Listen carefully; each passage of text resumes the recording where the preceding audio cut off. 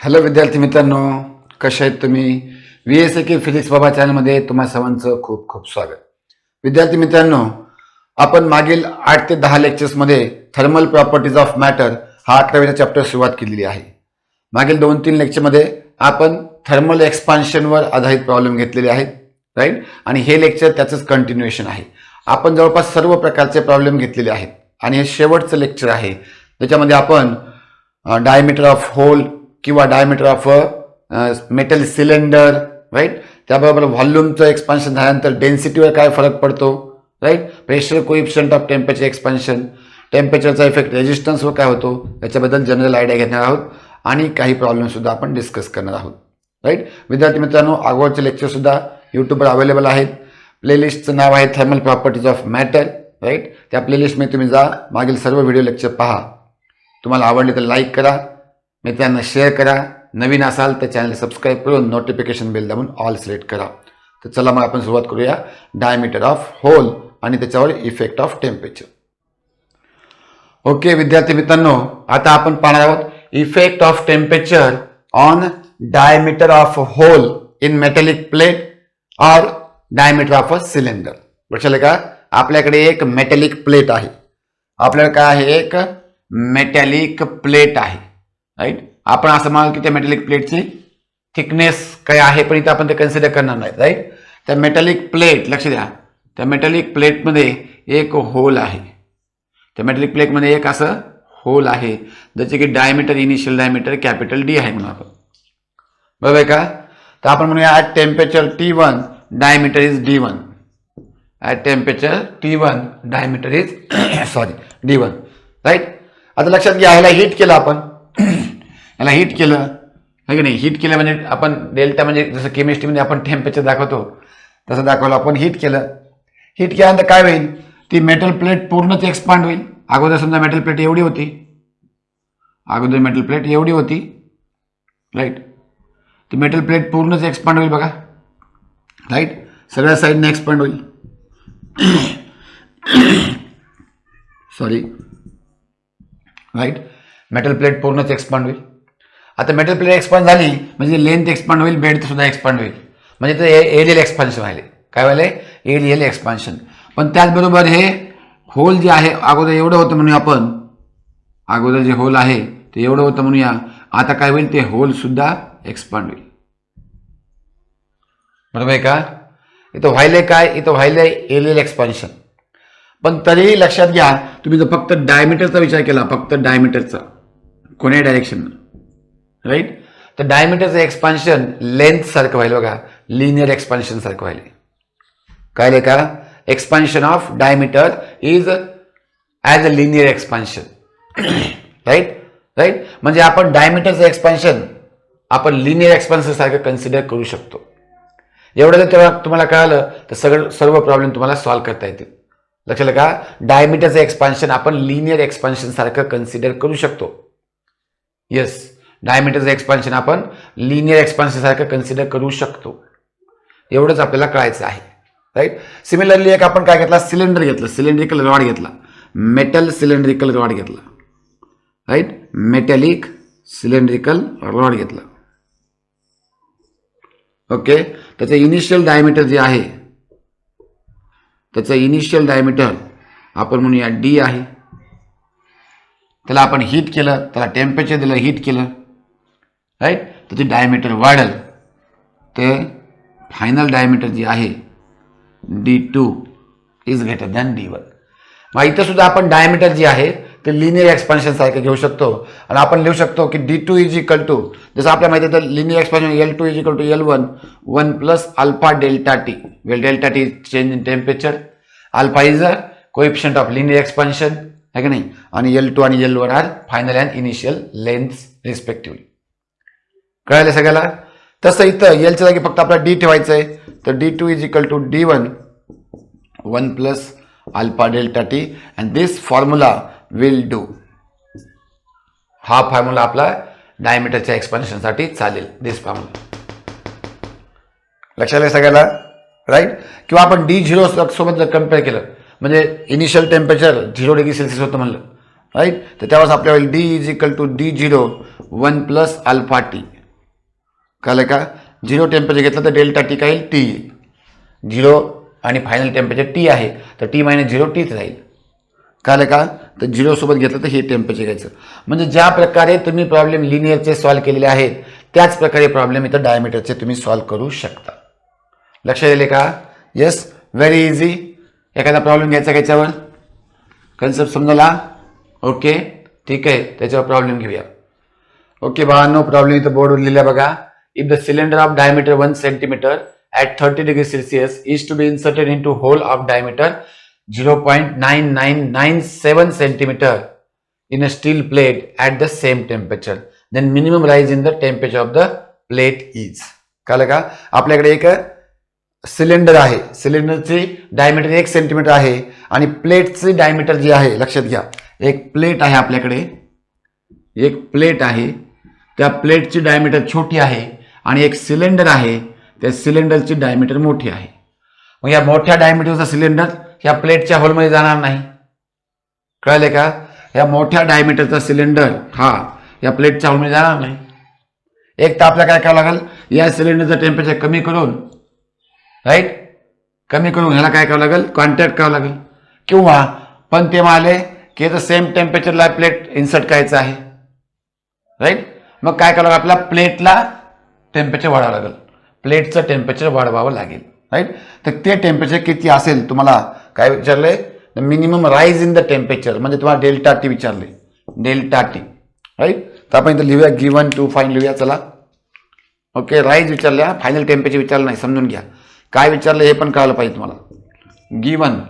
Given तुम्हाला दिलेलं आहे फायनल डायमीटर जे असणार आहे D2 ही 1.0 सेंटीमीटर दिली आहे, D1 दिले आहे 0.9997 सेंटीमीटर. ओके. अल्फा दिला आहे तुम्हाला 13 × 10⁻⁶ per degree Celsius, right. To find काय करायचं आपल्याला, टू फाइंड करायचं आपल्याला delta T equal to what, right. Solution. So formula आपल्याकडे D2 is equal to D1 alpha 1 plus alpha delta T, बरोबर आहे का? D2 is equal to D1 1 plus alpha delta T, right.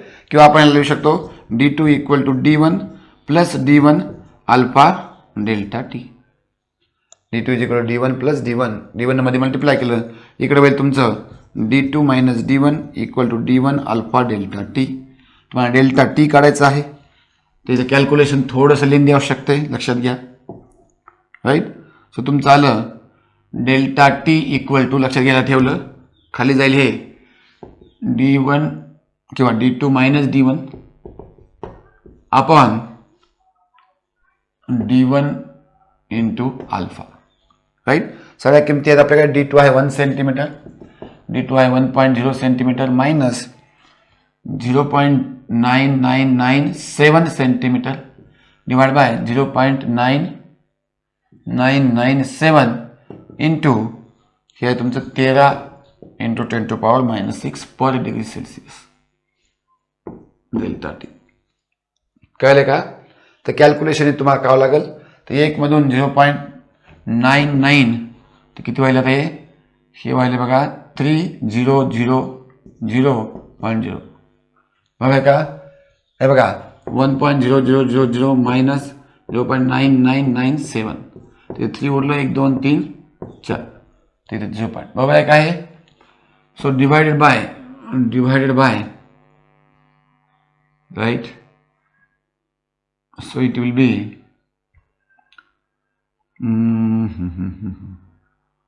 13 ने multiply करा, 13 × 5 = 63 78 13 × 5 = 65 63 78 63 84 ला 4 आणि 63 किती आहे की नाही, मल्टिप्लाय करायला 3 × 5 = 65 63 78 आहे की नाही, 78 63 91, हा 91 आजचे 9, राईट, आजचे 9 आले आणि 90 आणि 27 ते किती आहे 13 9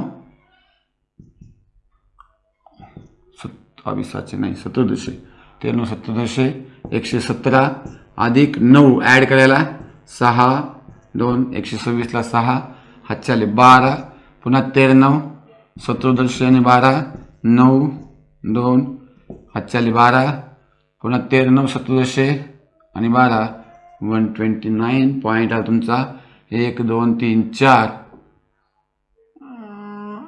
किती आलं तर इथं 2 चालतं का 129 सॉरी 9 आलं राईट. सो आणि 10 to power +6 झालं वर जाऊन त्याला सॉल्व करा. आता सॉल्व करण्याचं उत्तर किती ते काढूया आपण. सो इट विल बी 3 1 2 3 4 4 शून्य दिली तर हे झालं 300 / 12.9961 किंवा अप्रॉक्सिमेटली आपण त्यात 13 घेऊ शकतो पण तुमचं एक्झॅक्टली येणार नाही delta T right. So delta T exact calculation करायचं तर 12 नका लागेल. 12 दोन्ही 24 12 दोन्ही 24 राईट. 2चा भाग गेला राईट आहे की नाही 6च्या जवळपास सुटले 12 12 पंचे 60 राईट. म्हणजे जवळपास 25 डिग्री सेल्सिअस अप्रॉक्सिमेटली येईल. किती येईल जवळपास डेल्टा टी 25 डिग्री सेल्सिअस पर्यंत येईल. आता एक्झॅक्टली तुम्ही कॅल्क्युलेटर किंवा लॉग टेबल वगैरे वापरून कॅल्क्युलेट करू शकता. कळलं का. तर अशा प्रकारे इथं तुम्ही हे कॅल्क्युलेशन करू शकता राईट. तर अप्रॉक्सिमेटली 25 आता अप्रॉक्सिमेट आन्सर काढले मी तर कॅल्क्युलेशन तुम्ही करा. ठीक आहे चला. सो इट इज अप्रॉक्सिमेट 23 यायला म्हणतात right. So it is 23 degree Celsius. It is 23 degree Celsius. Okay ठीक आहे. ते फक्त कॅल्क्युलेशनमध्ये तुम्हाला इथं अडचण आली बाकीचा कन्सेप्ट तुम्हाला समजलेला आहे. ठीक आहे चला नेक्स्ट प्रॉब्लेम बघूया. ओके प्रॉब्लेम बोर्डवर आहे आपला. काय म्हणते बघा. Is it possible to use a micrometer with accuracy of 0.01 millimetre to measure the increase in diameter of the brass cylinder caused by heating cylinder from 5 degree Celsius to 35 degree Celsius. Right. काय म्हणते आपल्याकडे एक brass cylinder आहे right. त्या brass सिलेंडरला आपण heating केलेलं आहे. Okay त्याला हिटिंग केलं त्याचे डायमीटर वाढेल पण ते डायमीटर खूपच कमी वाढेल. मग ते कमी अतिशय कमी वाढले डायमीटर या मायक्रोमीटर जसे की ॲक्युरेसी 0.01 मिलीमीटर आहे त्यांना आपण मोजू शकतो का माले. म्हणजे काय काय बघा लक्षात घ्यायचं इथं म्हणजे तुमचं आहे की नाही तुमचं युनिट अँड मेजरमेंटचं तुमचं अंडरस्टँडिंग किती झालेलं आहे ते सुद्धा इथं चेक करायला बघा. कंबाईन प्रॉब्लेम आहे हा लक्षात का. युनिट अँड मेजरमेंट आणि इकडं थर्मल एक्सपान्शनचा कंबाईन प्रॉब्लेम घेतला त्यांनी. थोडंसं वर्डिंग चेंज केलं. प्रॉब्लेम अवघड नाही आहे. मग तुम्हाला काय करायचं इन्क्रीज इन डायमीटर काढायची. तुम्हाला काय करायचं इन्क्रीज इन डायमीटर काढायचं. Increase in diameter right. Increase in diameter तर आपण इथं थर्मल एक्सपान्शनचा फॉर्म्युलाच काढणार. ती काढली की ती जर डायमीटर या रेंजमध्ये असेल 0.01 मिलीमीटरपेक्षा की 0.0 मिलीमीटरच्या रेंजमध्ये असेल 1 मिलीमीटर किंवा 2 मिलीमीटर तर आपण मोजू शकतो. आणि त्याच्यापेक्षा एक छोट्या रेंजमध्ये असेल 0.001 मिलीमीटर किंवा 0.0001 मिलीमीटर तर ती आपण मोजू शकत नाहीत. मग हे सांगायचं तुम्हाला इथं मोजू शकतो का नाही शकतो. कळलं का. चला तुम्हाला काय काय दिलं आहे बघूया आपण. अगोदर तुम्हाला दिलं आहे टेम्परेचर चेंज दिलं आहे. तुम्हाला अल्फा द्यायला पाहिजे इथं राईट. तुम्हाला अल्फा ब्रास आहे तर ब्रासचं किती असते ब्रासचा अल्फा असते 18.7 × 10⁻⁻6 पर डिग्री सेल्सिअस राईट. चला तर अल्फा ब्रासचा जनरली आपण 20 घेऊन सुद्धा करतो पण ठीक आहे राईट. 20 घेऊन का बा नाही कॅल्क्युलेशन तुम्हाला सोपं जाईल बाकी काय नाही राईट. तर 18 मध्ये सुद्धा येईल पण कॅल्क्युलेशन वाढवावं लागेल तुम्हाला. तो 20 × 10⁻⁻6 ओके. चला गिवन काय काय तुम्हाला माहिती आहे. गिवन आहे T1 = 5 degree Celsius T2 = 35 degree Celsius आणि अल्फा तुमच्याकडे आहे राईट. आता तुम्हाला इन्क्रीज इन डायमीटर काढायचे. तुम्हाला काय करायचं आहे to find increase in diameter. Increase in diameter म्हणजे डेल्टा डी काढायचं तुम्हाला. तर डेल्टा डीचा फॉर्म्युला माहिती आहे तुम्हाला. आता डीचा फॉर्म्युला काय असते D = D किंवा D2 = D1 1 + alpha delta T. कळले का. ह्याला मध्ये मल्टिप्लाय केलं तर D2 = D1 + D1 alpha delta T येते. ह्याला मायनस केलं तर डेल्टा D1 भेटते तुम्हाला राईट. सो डेल्टा D1 किंवा डेल्टा D = काय भेटते तुम्हाला इनिशियल डायमीटर आहे की नाही. Delta D1 = D1 alpha delta T delta D1 is equal to D1 alpha delta T. तुम्हाला D1 सुद्धा दिलं इथे लक्षात घ्या. Cause by heating cylinder 5 degree Celsius to 35 degree Celsius आहे की नाही ऑफ डायमीटर 20.45 मिलीमीटर. तर इनिशियल डायमीटर D1 तुम्हाला दिले आहे 20.45 मिलीमीटर. ओके, चला इथे किमती ठेवायचं आपल्याला. तर 20.45 आता हे मिलीमीटरमध्ये आहे बघा, लक्षात घ्या हे मिलीमीटरमध्ये आहे. कळलं का? त्यामुळे फायनल उत्तर तुमचं मिलीमीटर येणार आहे.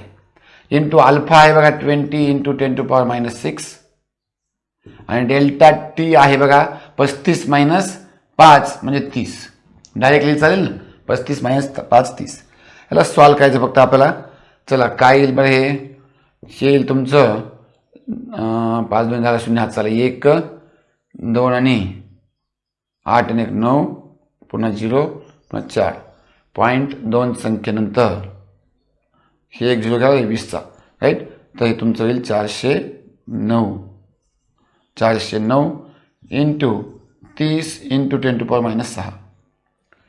कळलं कसं गेला? Okay, so it will B 1 point ह्याला दिला आणि 3 मल्टिप्लाय केला 3 9 7 7 हातच्याले 2 हे 2 3 चौक 12 इंटू 10⁻⁵. कळलं तुम्हाला? 1 पॉवर याचा द्या 3 9 7 7 आणि 2 3 चौक 12 बरोबर आहे. तर डेल्टा डी आलं एवढं, हे मिलीमीटरमध्ये आलं राईट, हे आलं मिलीमीटरमध्ये. तर बाळांनो, तर डेल्टा डी आलं तुमचं -5 घ्यायचं आहे आपल्याला. -5 म्हणल्यानंतर काय येईल समजा 1 2 3 4 हे घेतलं 4 येते 5 म्हणजे 0.01227 मिलीमीटर. मग आता डेल्टा डी एवढं आलेलं आहे राईट. आता डेल्टा डी एवढं आलेलं आहे. आपल्याला जे मायक्रोमीटर दिलं आहे, मायक्रोमीटर स्क्रू गॉज म्हणू शकतो किंवा मायक्रोमीटर म्हणू शकतो राईट. त्याची ॲक्युरेसी आहे 0.01 मिलीमीटर, 0.01 मिलीमीटर राईट. म्हणजे 0.01 म्हणजे आपण त्याची इन्क्रीज इन लेंथ मोजू शकतो किंवा diameter sorry right. So by using this micrometer we can measure the increase in diameter but not right up to required precision. है की नाही? आपलं रिक्वायर्ड प्रिसिजन किती आहे? पॉईंट नंतर 1 2 3 4 5 डिजिट आहे. डेसिमल पॉईंट नंतर 5 डिजिट रिक्वायर्ड प्रिसिजन आहे, पण हे डेसिमल नंतर फक्त दुसऱ्या डिजिट पर्यंतच द्यायला right. So yes we can use given micrometer to measure increase in diameter of cylinder but not up to required precision. मोजू शकतो पण रिक्वायर्ड प्रिसिजन पर्यंत नाही. आपल्याला ह्याने फक्त कळलं की पॉईंट 1च वाढ झालेली आहे, पुढची वाढ कळणार नाही. ओके, तशा प्रकारे थोडंसं कंबाईन प्रॉब्लेम तुम्हाला देऊ शकतात, तर कन्फ्यूज व्हायचं नाही. कळलंय का राईट. चला नेक्स्ट कन्सेप्ट पाहूया. ओके बाळांनो, नेक्स्ट टॉपिक आहे effect of temperature on density. लक्षात येते टेम्परेचरचे इफेक्ट व्हेरियस प्रॉपर्टी आहेत बघा. एखादा पदार्थ आहे त्याचा टेम्परेचर चेंज केलं की अनेक प्रॉपर्टीज चेंज होतात आणि त्यामुळे ज्या ज्या प्रॉपर्टीज चेंज होतात त्या सगळ्यावरचे प्रॉब्लेम तुम्हाला येऊ शकतात. कळलं का? त्यामुळे तुम्ही एक प्रकारचा इफेक्ट शिकला तर सिमिलर इफेक्ट अनेक प्रॉपर्टीमध्ये होतात, फक्त काहीमध्ये वाढतात प्रॉपर्टी, काहीमध्ये कमी होते राईट. आणि त्यावर तुम्हाला कसं काय ते लक्षात आलं पाहिजे. तर आता आपल्याला बघायचं आहे डेन्सिटीवर इफेक्ट बघायचा आहे. कळलं का? Effect of temperature on density. लक्षात येते का राईट. तर आपण काय करूया, समजा फॉर एक्झाम्पल आता सिंपल गोष्ट आहे बघा, लॉजिकली आहे ते. एखाद्या गॅस घ्या किंवा लिक्विड घ्या किंवा सॉलिड घ्या, काय घ्यायचं ते मॅटर कळत नाही राईट. त्याचं टेम्परेचर वाढवलं सॉरी कॉन्स्टंट मास सबस्टन्स घ्या. समजा आपण म्हणलं की पेन आहे राईट, त्याचं मास कॉन्स्टंट आहे बरोबर आहे. ह्याचं T1 टेम्परेचरचा व्हॉल्यूम V1 होतं. T1 टेम्परेचरचं व्हॉल्यूम V1 होतं. टेम्परेचर वाढवलं की याचं व्हॉल्यूम वाढलं पण मास तेवढंच आहे ना. लक्षात घ्या, temperature increases volume decreases but mass remains same. मग मास अपॉन व्हॉल्यूम म्हणजे डेन्सिटी काय होईल, कमी होईल. बघा आपण लक्षात घ्या. अगोदर बघूया आपण टेम्परेचर T1 ला. T1 टेम्परेचरला मास m होतं है की नाही, व्हॉल्यूम v होतं, तर डेन्सिटी होतं m अपॉन v. काही डाऊट आहे का बघा, लक्षात घ्या. T1 टेम्परेचरला मास m होतं, व्हॉल्यूम v होतं, डेन्सिटी झाली m upon v, right. T2 टेम्परेचरला मास mच राहिलं, मास बदललं का, मास बदलला नाही, टेम्परेचरनुसार मास बदलत नाही ना, लक्षात घ्या, राईट. व्हॉल्यूम मात्र झालं v प्लस dv. व्हॉल्यूम काय झालं, v प्लस dv, म्हणजे व्हॉल्यूम वाढलं ना, dv न व्हॉल्यूम वाढलं म्हणूया आपण, व्हॉल्यूम वाढलं v प्लस dv, राईट. आणि डेन्सिटी काय झालं, त्या डेन्सिटी रो डॅश म्हणूया आपण त्याला, ते झालं m upon v plus dv. आता विचार करा, डेन्सिटीचा हा फॉर्म्युला बघा आणि डेन्सिटीचा हा फॉर्म्युला बघा, राईट. तर यामध्ये खालची संख्या वाढायली, तुम्हाला माहिती आहे जर डिनॉमिनेटर संख्या वाढली तर हीची व्हॅल्यू कमी होते. कळलं का, तर ही संख्या वाढली, ही व्हॅल्यू कमी झाली. म्हणजे काय व्हायले, टेम्परेचर वाढलं, so T2 is greater than T1 मानलं आपण. T2 is greater than T1. Temperature वाढलं तर काय होतंय, डेन्सिटी कमी होते. बघा, टेम्परेचर वाढलं, व्हॉल्यूम वाढलं, डेन्सिटी कमी झाली. लक्षात का, राईट. मग आता रिलेशन काय आहे, कळलं का. ठीक आहे. मग आता या दोघांना आपण डिवाइड करू. याला इक्वेशन नंबर 1 म्हणा, याला इक्वेशन नंबर 2 म्हणा, राईट. So divide 2/1. चला करूया आपण. रो डॅश अपॉन रो, तर डाव्या बाजूला डिवाइड केलं, is equal to m upon v plus dv upon m upon v. m upon v plus dv upon m upon v. m cancel झालं, v ला वर घेऊन जा, रो डॅश अपॉन रो आलं v upon v plus dv. काय doubt आहे का बाळांनो, काय डाऊट आहे का इथपर्यंत बघा, चेक करा, right. Rho dash is equal to rho dash upon rho आलं v upon v plus dv. आता मला लक्षात घ्या बाळांनो, आपण काय केलं, आपण dvचा फॉर्म्युला ठेवला, बट आपण म्हणूया but dv is equal to, कोणाला माहिती आहे का, dv is equal to it is v rho आहे की नाही dt. dv is equal to काय फॉर्म्युला आहे, v रो dt. कसं काय आलं तुम्हाला लक्षात येईल का. So v2 is equal to v1 in bracket किंवा v आहे की नाही 1 प्लस आहे की नाही गॅमा, आता रो नाही सॉरी गॅमा dt, रो नाही गॅमा आहे, राईट. तर v मध्ये मल्टिप्लाय केलं, इकडं v ला आणलं, dv झालं, तर v गॅमा dt. तर ही व्हॅल्यू इथं ठेवली तर आपल्याला भेटली rho dash upon rho is equal to v upon v plus v gamma dt. काय डाऊट आहे इथपर्यंत, याच्यातून v कॉमन काढलं तर आपल्याला भेटलं rho dash upon rho is equal to v upon v common काढलं 1 प्लस गॅमा dt. तर v कॅन्सल झालं, राईट. तुमच्याकडे झालं, राईट. इथं सॉल्व्ह करूया आपण. So rho dash equal to, हे रो इकडे गेलं मल्टिप्लाय 1 होतं नाही, तर 1 डिवाइड बाय आलं 1 plus gamma dt. Okay.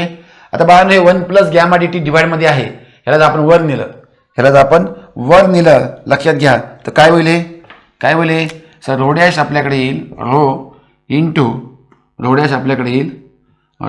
Into 1 plus gamma dt चा पॉवर -1. बरोबर. डिनॉमिनेटरची व्हॅल्यू जर वर घेऊन गेलं तर पॉवर -1 होते, राईट. आता -1 पॉवर आला तिथं काय वापरतो आपण, सगळ्याला माहिती आहे, इथं बायनॉमियल थेरम वापरतो.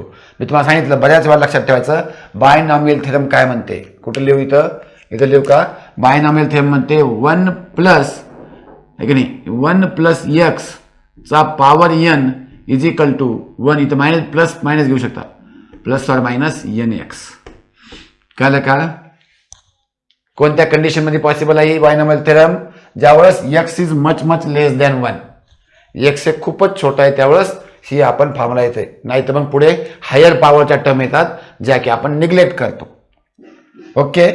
तर काय करायचं बघा, लक्षात घ्या, 1 ला 1 राहू द्यायचं, प्लसला प्लस राहू द्यायचं, इथं n न मल्टिप्लाय करायचं, n म्हणजे काय पॉवर आहे, -1 न मल्टिप्लाय करा तर तुमच्याकडे येईल बघा rho dash equal to, right. Rho dash equal to, काळ्या पेन लिहू आपण, rho dash equal to rho in bracket येईल 1, हे पॉवर -1 गॅमा dt. कळलं का? So this is the formula for final density. Right. आता बघा लक्षात घ्या, लेंथ मध्ये व्हॉल्यूम मध्ये फायनल फॉर्म्युला काय लिहिलं? प्लस लिहिलं फक्त. राईट. सो आपण म्हणलं V2 is equal to V in bracket 1 plus gamma dt होतं. इथं काय आलं? 1 मायनस गॅमा dt आलं. बघा लक्षात घ्या, 1 मायनस गॅमा dt. कळले का? राईट. तर म्हणजे काय, हे मायनस साईन काय दर्शवते? इथं मायनस साईन हे दर्शवते की जसं जसं जसं टेम्परेचर वाढेल तसं तसं तसं डेन्सिटी कमी व्हायली. कळलं का? इनिशियल डेन्सिटीमधून डेन्सिटी कमी व्हायली, मायनस व्हायली. कळले का? राईट. तर हे तुमचं झालं रिलेशन. आता बघा ना, तुझ्या एक प्रश्न इथे लिहिला आहे लगेच आपण. लगेच इथं प्रश्न लिहिला आहे बघा की the coefficient of volumetric expansion of a material of volume V and density rho is given by. तर गॅमाची किंमत काढायची आहे. तर ह्यालाच पुढे सॉल्व्ह करूया आपण. गॅमाची किंमत तुम्हाला येईल, ह्यालाच पुढे सॉल्व्ह करूया आपण. चला, काय आलं तुमच्याकडे? तुमच्याकडे इक्वेशन काय आलं बघा. So rho dash equal to rho 1 minus gamma dt. Okay. या रो मध्ये मल्टिप्लाय करा, तुम्हाला भेटेल rho dash is equal to rho minus rho gamma dt. Right. या रोला इकडे आणला तर rho dash minus rho equal to rho minus आहे मायनस रो गॅमा dt. ते झालं D rho equal to minus rho gamma dt. आपल्याला gamma पाहिजे. आपल्याला काय पाहिजे? गॅमा पाहिजे आपल्याला. कळलं का? तर गॅमाचा फॉर्म्युला काय येईल सांगा मला. ह्याला गॅमा इथंच ठेवा. So gamma will be here equal to ते 1 अपॉन रो, पण मायनस साईन द्यावं लागेल. Gamma equal to minus 1 upon rho. हे 1 अपॉन रो इकडे गेलं, डी रो अपॉन dt. कोणतं ऑप्शन चेक करा. So gamma is equal to minus, तर मायनस वाला एकच ऑप्शन आहे, 1 upon rho D rho upon dt. Right. हे तुम्हाला लॉजिकली बी कळायला पाहिजे. बघा, सॉल्व्ह करायची गरज नाही, डायरेक्टली विचार करायचा की जर टेम्परेचर वाढवलं तर व्हॉल्यूम वाढायले आणि डेन्सिटी कमी व्हायली. डेन्सिटी कमी व्हायली म्हणजे मायनस साईन येणार आहे, तर मायनस साईन. तर gamma is equal to minus 1 upon rho D rho upon dt. हा प्रॉब्लेम विचारलेला आहे JEE मध्ये, कोणत्या इयरला विचारलेला आहे मला एक्झॅक्टली माहित नाही. कळलं का? तर अशा प्रकारचा डेन्सिटी वर काय इफेक्ट होतो, तर हा एक फॉर्म्युला ध्यानात ठेवा. कळलं का? मग ह्याच्यावर तुम्ही मॉडिफाय करू शकता, काय पण रो टू काढू शकता, डेल रो काढू शकता, गॅमा काढू शकता, dt काढू शकता. राईट. आणि त्याच्या आधारात एक प्रॉब्लेम सुद्धा आपण सॉल्व्ह करून घेतलेला आहे. चला पटकन लिहून घ्या. ओके बाळांनो, आता आपण डिस्कस करणार आहोत pressure coefficient of thermal expansion. लक्षात आले का? Pressure coefficient of thermal expansion काय माहिती लक्षात घ्या. हे मेनली गॅसच्या केसमध्ये येते. राईट. किंवा कुठेही जास्त एक्सपान्शन होईल त्या केसमध्ये येते. आता आपण म्हणलं गॅसच्या केसमध्ये काय केलं आपण, in case of gas right, at constant pressure बरोबर का? प्रेशर कॉन्स्टंट ठेवलं होतं आपण. ऍट कॉन्स्टंट प्रेशर आहे की नाही, temperature increases, volume also increases. कळलं का? टेम्परेचर वाढवलं की व्हॉल्यूम वाढायले. लक्षात घ्या. पण काय कॉन्स्टंट आहे? प्रेशर कॉन्स्टंट आहे. राईट. मग तर आपण म्हणतो त्यावेळेस आपण म्हणलो की त्यावेळेस इक्वेशन आपलं UT is equal to V1 plus gamma del T. बरोबर का? आणि हे जे गॅमा आहे, हे गॅमा जे आलं तुमचं del V upon V del T, हे जे गॅमा आलं तुमच्याकडे हे होतं volume coefficient of thermal expansion. Right. पण त्यावेळेस काय केलं आपण, प्रेशर कॉन्स्टंट ठेवलं होतं. कळलं का? आता आपल्याला काय करायचं, उलट करायचंय. आता आपल्याला कायचंय, कॉन्स्टंट व्हॉल्यूम ठेवायचंय. व्हॉल्यूम समजा एक डब्बा घेतला आपण आणि तो असा टाईट आहे, एअर टाईट पॅक एकदम आहे की नाही, आणि त्याच्यामध्ये गॅस आहे त्या डब्यामध्ये, फिक्स डब्बा आहे. जसं आपलं गॅस सिलेंडर असतं बघा, गॅस सिलेंडर किती जाड असतंय, त्याचं व्हॉल्यूम चेंज होत नाही. राईट. आणि ह्याला आपण हीट केलं, ह्याला आपण काय केलं, हीट केलं. कळलं का? याला आपण हीट केलं तर व्हॉल्यूम कॉन्स्टंट आहे. आता व्हॉल्यूम कॉन्स्टंट आहे बरोबर की नाही. व्हॉल्यूम कॉन्स्टंट आहे, पण टेम्परेचर वाढल्यामुळे त्याची कायनेटिक एनर्जी वाढायली, त्याची एनर्जी वाढायली ना मॉलिक्युल्सची. राईट. आणि त्यामध्ये काय करतील, एक्स्ट्रा प्रेशर एक्झर्ट करतील. ते exert more pressure on the wall of the container. कळलं का? वॉल ऑफ द कंटेनरवर ते प्रेशर जास्त एक्झर्ट करतील. म्हणजे काय, टेम्परेचर वाढलं की प्रेशर सुद्धा वाढायले. टेम्परेचर वाढलं की प्रेशर सुद्धा वाढत आहे. राईट. मग आपण तेच म्हणू शकतो पुन्हा, this change in pressure is directly proportional to initial pressure and change in temperature. जसं आपण लेन्थचं एरियाचं व्हॉल्यूमचं घेतलं, सिमिलर इक्वेशन आपण घेतलं इथं. So change in pressure is direct to initial pressure into change in temperature. So change in pressure equal to some gamma P delta T. So this gamma P is nothing but a pressure coefficient of thermal expansion. This gamma P equal to काय येईल तुमचं, delta P upon P into delta T. So काहीच नाही दुसरा concept, एवढाच आहे. जिथं V च्या जागी आहे तिथं फक्त P ठेवायचं. V च्या जागी काय ठेवायचं, P ठेवायचं. राईट. त्यावेळेस इथं जे कॉन्स्टंट येईल, इथे जे कॉन्स्टंट येईल, राईट, ते व्हॉल्यूम कोएफिशियंट असेल का, नाही, तो टेम्परेचरसाठी आहे, म्हणून त्याला आपण temperature coefficient of thermal expansion.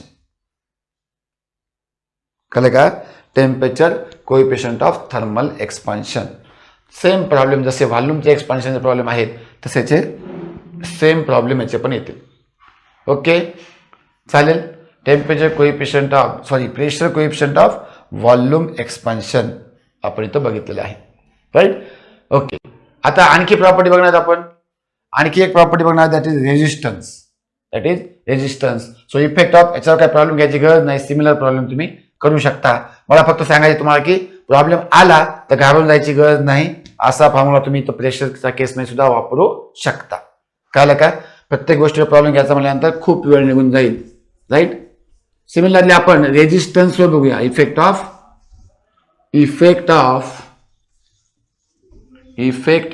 Temperature on resistance. Right. Effect of temperature on resistance आणि जनरली रेजिस्टन्स ऑफ मेटल्स किंवा कंडक्टर्सचा बघायला आपण इथं.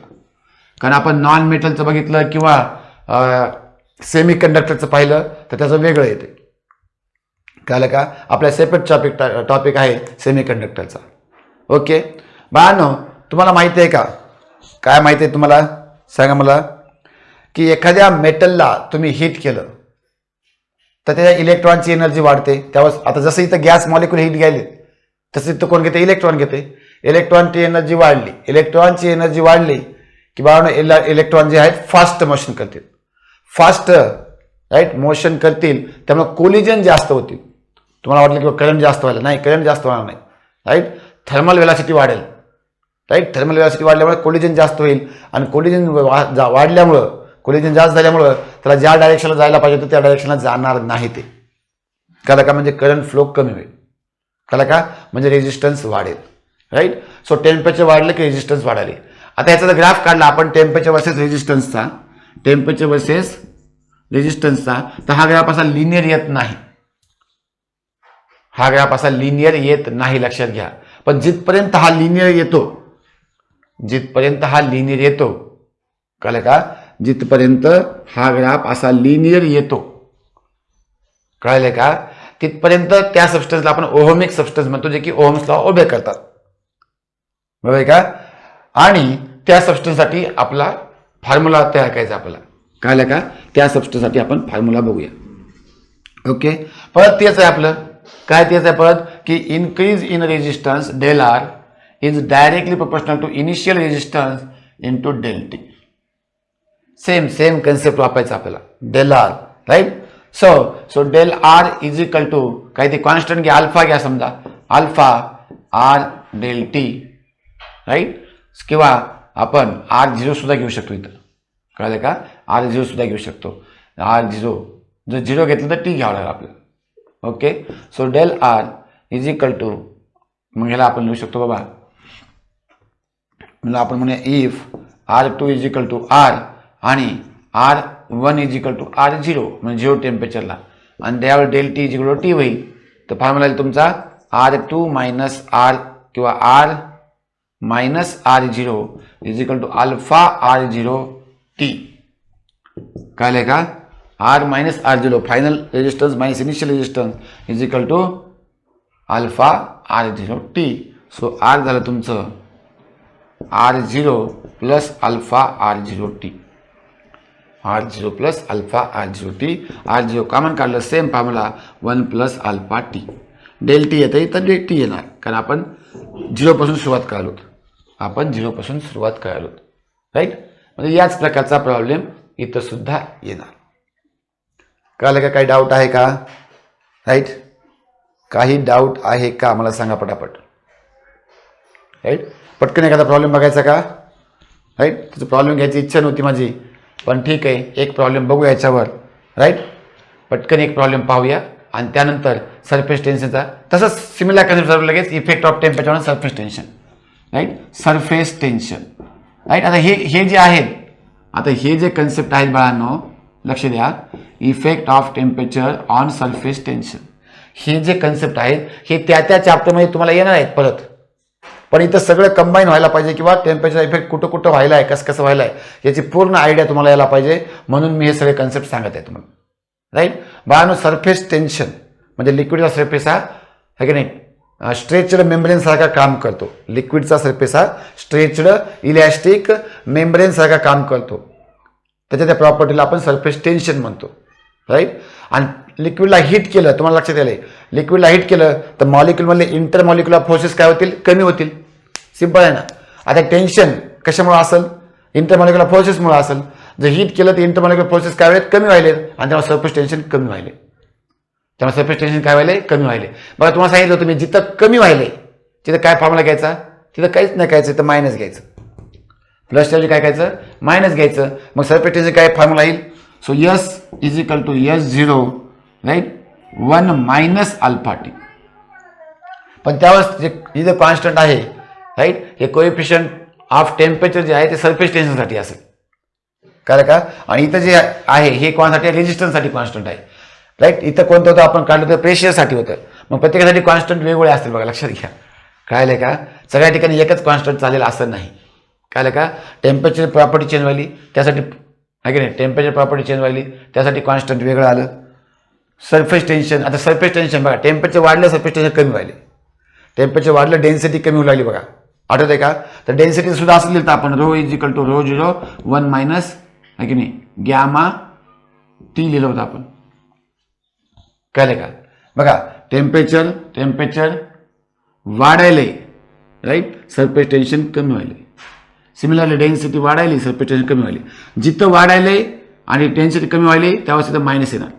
म्हणजे टेम्परेचर वाढल्यामुळे जी क्वांटिटी कमी होती त्या ठिकाणी काय ना फॉर्म्युला मायनस येणार आणि जिथं टेम्परेचर वाढलं की ती क्वांटिटी वाढते तिथं प्लस येणार. काहीच टेन्शन नाही. कळलं का? ह्याच्यावर आपण एक प्रॉब्लेम घेऊया पटकन आणि इथं आपलं थर्मल एक्सपान्शनचे प्रॉब्लेम इथं आपण काय करूया स्टॉप करूया. उद्या आपण नेक्स्ट कन्सेप्ट घेऊया मग. ठीक आहे. तर प्रॉब्लेम लिहितो बघा बोर्डवर. ओके बघा नो प्रॉब्लेम लिहिला बोर्डवर वाचूया आपण. A piece of copper wire has a resistance of 50 ohm at 10 degree Celsius. Right. तर 10 डिग्री सेल्सिअसला 50 ओम रेजिस्टन्स आहे म्हणते. ॲट किंवा what is the maximum operating temperature if the resistance of the wire is to be increase by 20% आणि alpha तुम्हाला दिला आहे. Right. काय काय दिलं बघूया पटापट आपण. Right. Given what is given to you तुम्हाला म्हणले T1 is equal to 10 degree Celsius आणि R1 is equal to 50 ohm. R1 equal to 50 ohm. Right. आणि तुम्हाला दिले increased by 20%.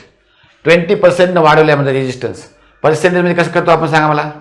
Temperature increased by 20% कसं करतो बघा आपण पर्सेंटमध्ये. म्हणजे काय इन्क्रीज काय असते R2 minus R1 into R1 किंवा upon R1 into 100 is equal to 20 दिले तुम्हाला. कळलं का?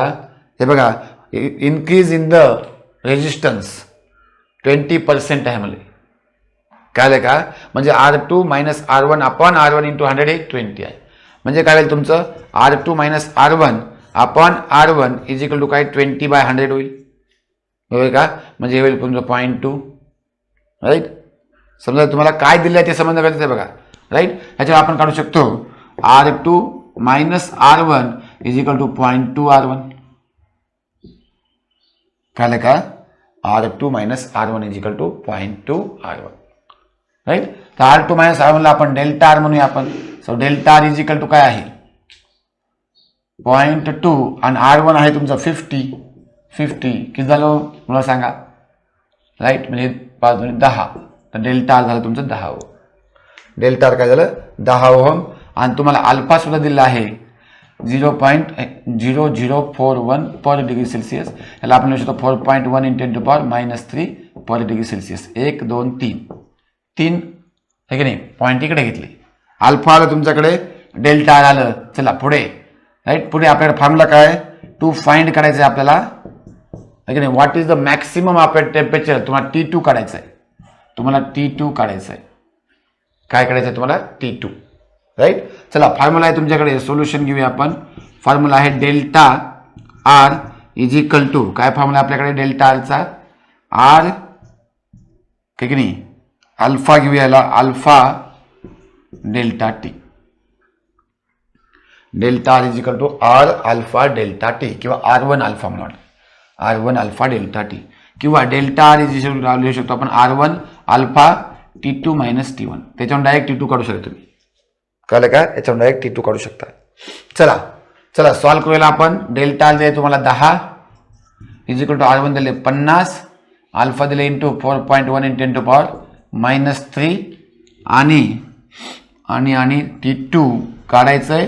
आणि T1 आहे 10. T1 आहे 10. हे बघा T1 10, राईट. ते एक 0 कॅन्सल झालं इथं, राईट. ते तुमचं 1 इज इक्वल टू झालं 1 इक्वल टू 5 न मल्टिप्लाय पहा, 5 6 5 6 25 नाही, 5 1 5 5 1 20, राईट. 20.5 into 10⁻³ T2 - 10, right. तर फक्त T2 - 10 ठेवूया. तर T2 - 10 इज इक्वल टू येईल तुमचं 1/20.5 इंटू 10⁻³ कळलं का इथपर्यंत बाळांनो. इथपर्यंत काय बघा, T2 - 10 ह्याला डिवाइडमध्ये घेऊन गेलो, हे मल्टिप्लायमध्ये इथं डिवाइडमध्ये घेऊन गेलो, राईट. तर काय येईल तुमचं T2 - 10 इक्वल टू